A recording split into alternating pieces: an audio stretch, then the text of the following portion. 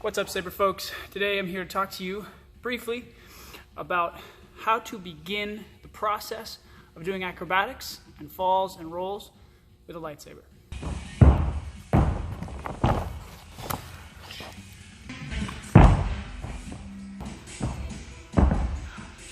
I'm going to take you from the bottom up. I'm not going to teach you how to do any flips today.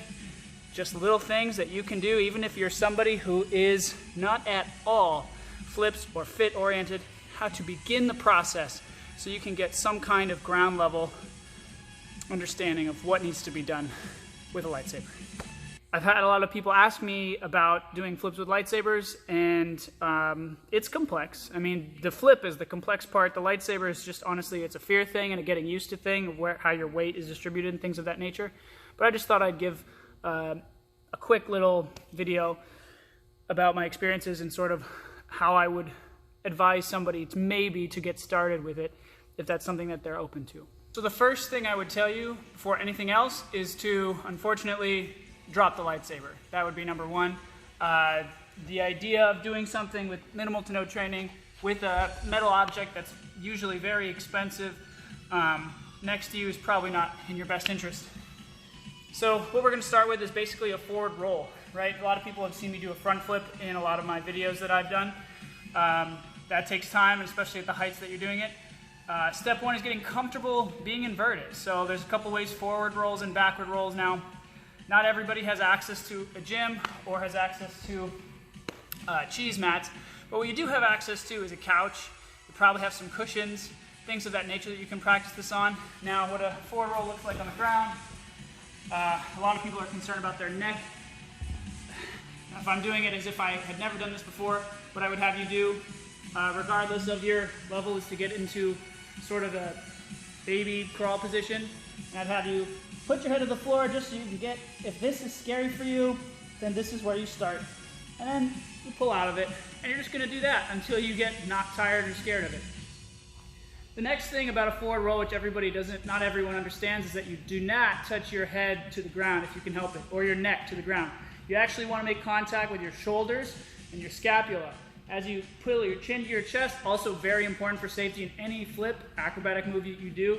For the most part, at least for flips, forwards and backwards, ideally side ones, you want to keep your chin relatively close to your chest, if not directly on top of your chest.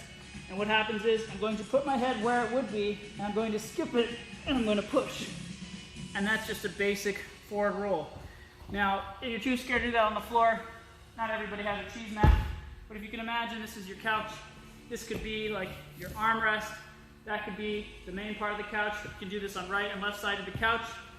You do the same kind of thing. You can start with maybe your feet on something that's solid. If you can't bring yourself up, depends on how high your couch is. If your couch is about knee height, or if the front of your couch is about knee height, or if you have one of those long L-shaped couches, then this will be fine.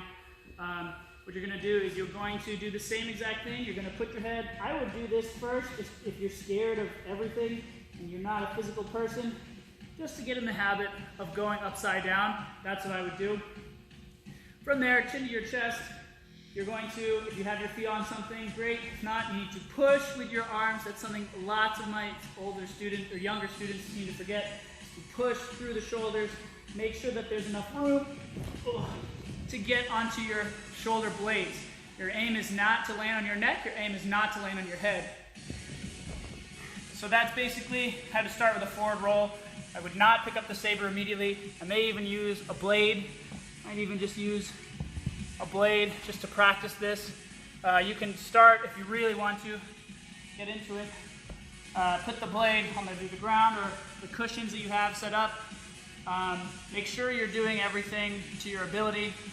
If I ever suggest doing a movement that you're not comfortable with, try to do the closest thing to the move that you are comfortable with, just to get into the habit of putting your body into a slightly uncomfortable position. There's a difference between uncomfortable and dangerous. So keep that in mind as well. You can go ahead and take the blade, put it out between your arms just like this, put it flat on the floor, same exact thing, roll to your back and see if you can grab it on your way back up. And I wouldn't really implement the lightsaber until you're really ready. But there is something to note though, when you're adding an object to your forward roll, it's going to change how you feel. It's going to change, even just adding a variable of how you move your hand can mess people up. So train the forward roll as much as you can without any additional stuff. Eventually move up to, you know, ideally you want no pads or carpet floor. If you do it on grass, great. I'm teaching you the gymnastics forward roll. This will help you better for the front flip if you ever decide to get there. But when you do have the lightsaber all in, this is heavy and it's going to knock you off balance. It's not going to be as straightforward as it looks necessarily in some of my clips. But yeah, so basically you'd be doing the same thing. I recommend going both right and left side. You're going to want to grab the saber when you're ready. Grab the saber. I usually grab it closer to the end of the emitter just because it's usually more balanced there than it would be down here at the bottom.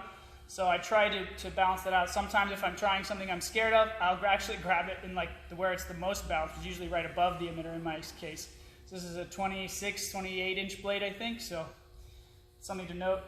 So from wherever you're grabbing, you're going to do the same kind of thing. You can practice by doing your forward rolls on your knuckles, and then when your hand is open. You can play with where your hand placement is, but the principle is the same. Put your head down as if you were going to touch it, and then skip it to your shoulder blades and bring it back up. And that's just how you start out doing the beginning of the idea of maybe someday doing flips with a lightsaber.